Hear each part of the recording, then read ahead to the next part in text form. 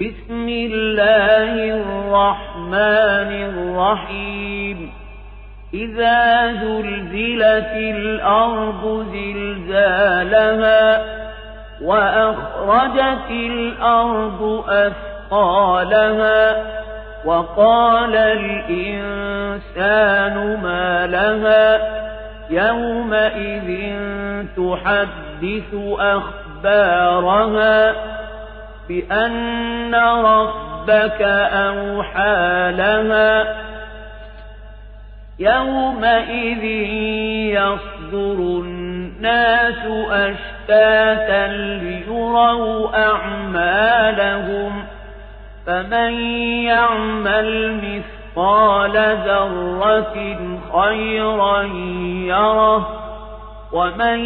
يعمل مثقال ذرة شرا يره